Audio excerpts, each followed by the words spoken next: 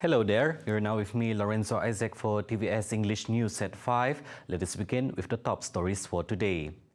Sarawak is on the right track to become a renewable energy hub in the region.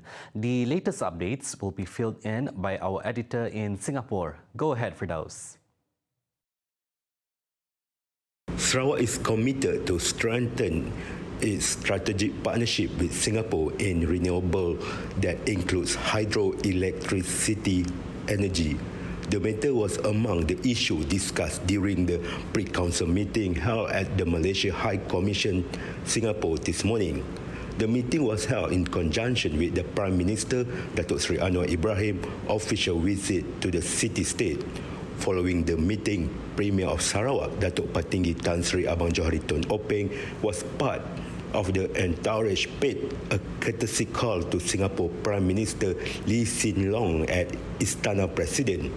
Commenting future on the renewable energy aspect, CEO of Sarawak Energy Berhad, Datuk Syarbini Suhaili, noted that Sarawak is committed to become a renewable energy hub within the region.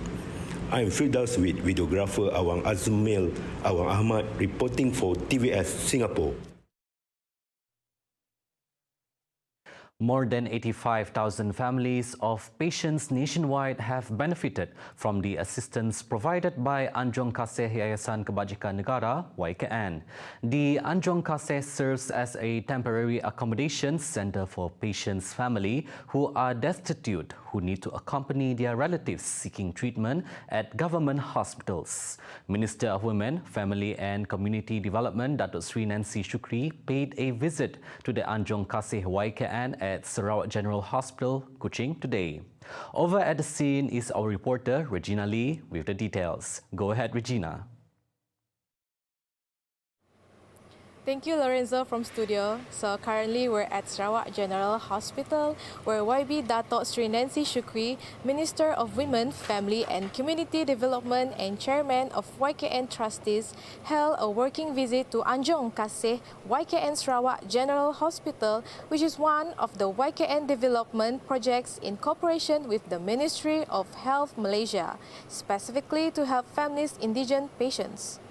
A total of 85,596 patient families have used Anjong Kasih services provided in 18 government hospitals nationwide for free. In Sarawak, Yayasan Kebajikan Negara has created 3 Anjong Kasih, which are at Miri Hospital, Sibu Hospital and Kuching Sarawak General Hospital. The use of Anjong Kasih is very helpful to the patient's family because as long as the patient's family is taken care of, the family's safety is also maintained. Family support is very important to patients and it coincides with the Madani family concept.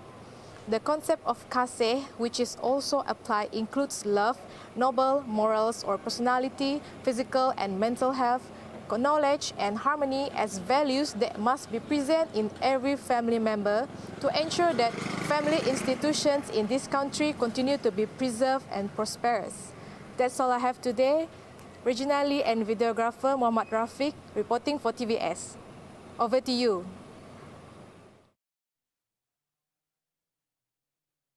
Thank you, Firdaus and Regina, for the updates. Now, moving on, the Region 5 of the Marine Police Malaysia (PPM) seized a diesel-laden tugboat in the waters of Kertu Island, Sibu, last Friday. Its personnel was conducting their routine patrol using a PAC 376 boat when they inspected a suspicious oil tugboat at the location at about 9 p.m. According to Sibu's Chief Police, ACP Zulkifli Suhaili, approximately 17,000 liters of diesel were found. Pemeriksaan yang dijalankan oleh pasukan Polis Marine Sibu pada jam 9 malam itu mendapati seorang juragan dan pembantu warga tempatan berusia 74 tahun dan 61 tahun gagal mengemukakan sebarang bukti berdokumen atau permit berkaitan dengan pemindahan diesel dari Kementerian Perdagangan Dalam Negeri. Sehingga itu, pasukan operasi telah bertindak menahan kedua-dua lelaki berkenaan untuk siasatan lanjut. Zulkifli added the boat and its equipment are worth 75,000 ringgit, while the diesel is worth 59,500 ringgit, with a total worth of 134,500 ringgit. Nilai anggaran keseluruhan barangan rampasan bernilai ringgit Malaysia 134,500. Kesemua barang rampasan dan suspek diserahkan kepada Pegawai Penyiasat KPDN bahagian sibuk untuk siasatan dan tindakan lanjut di bawah Akta Kawalan Bekalan 1961. A landslide on Sunday affected 15 residents of Rumah Impus, Sungai Buloh. The 8 p.m. incident destroyed the rear section of 2 houses and the left structure in hazard. Sibu Fire and Rescue Department Bomba Chief Jangan Muling said the Selangor Fire Station received a distress call regarding the incident at about 9:18 p.m. Sepasukan 7 anggota kami dari Balai Bomba dan Penyelamat Selangor telah dikejarkan ke tempat kejadian sejurus menerima panggilan kecemasan itu. Setibanya di Rumah Impu, pasukan keluaran operasi mendapati terdapat kesan tanah runtuh itu di bahagian belakang tandas rumah berkembar berkenaan. Pemantauan yang dilakukan mendapati tanah runtuh itu telah menyebabkan sebatang tiang rumah kelihatan tergantung dan keadaan ini juga boleh mendatangkan bahaya serta risiko kepada penghuni 2 buah rumah tersebut. He said as a safety measure, the residents involved are asked to take early preventive measures and to evacuate temporarily to relatives' houses to avoid unwanted incidents from happening. Sebagai langkah keselamatan, kesemua penghuni yang tinggal di 2 buah rumah berkenaan diminta berpindah ke rumah saudara masing-masing yang berdekatan bagi mengelakkan sebarang insiden yang tidak diingini berlaku. Langkah itu penting kerana pergerakan tanah mungkin akan berlaku lagi jika curah hujan lebat yang berterusan. No casualties or injuries were reported during the incident.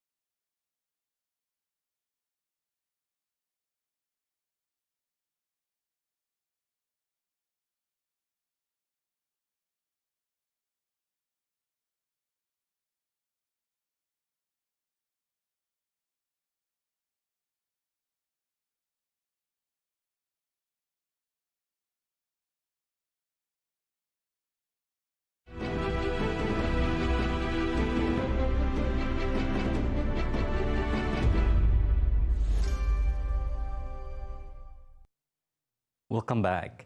The job offers seems to be pouring in for former Health Minister Khairi Jamaluddin after being axed from UMNO last Friday. Khairi, who is a popular figure among youths, was offered a job as a DJ from a local radio station this morning through the station's official Instagram account. The Instagram post wrote, "Salam at Khairi KJ. How about you take a shot at a new field as a radio host?"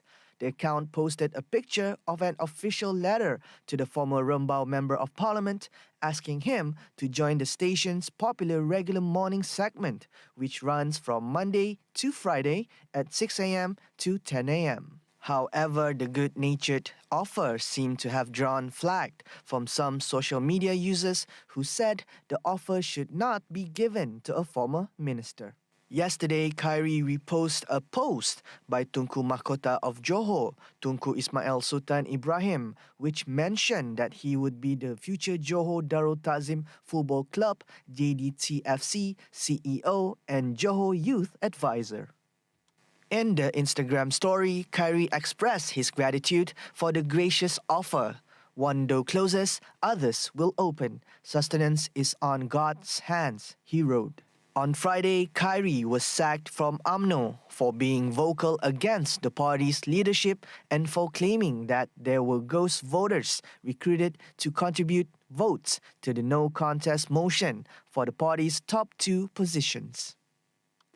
A number of other UMNO leaders and prominent figures were also suspended from the party, such as Sembrong Member of Parliament Datuk Seri Hishamuddin Hussein and former UMNO Information Chief Shahrial Hamdan.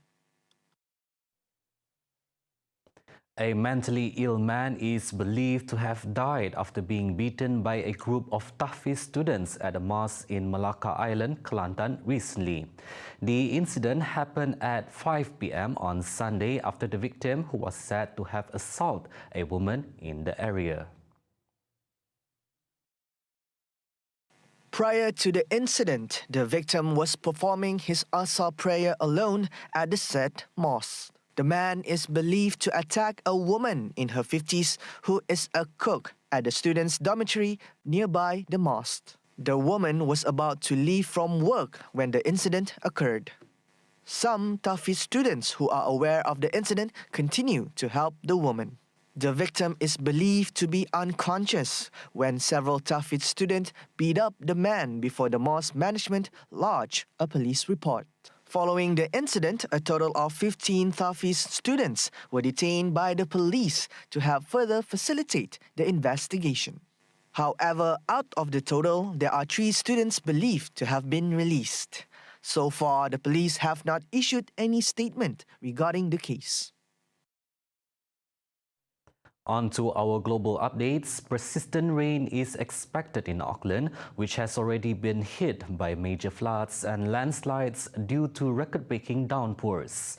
4 people have already lost their lives over the last 3 days due to the natural disaster, and authorities expect the number to rise further if no intervention is done to address the situation. My focus and the focus of central government is supporting Auckland through what is still, a big challenge ahead of them. There's a big clean-up to go, and of course, we know through the forecasts that there's more bad weather ahead. Meanwhile, in a statement via its official social media, the National Institute of Water and Atmospheric Research, NIWA, has recorded more than 8 times of its average rainfall, besides reaching 40% of its annual average rainfall.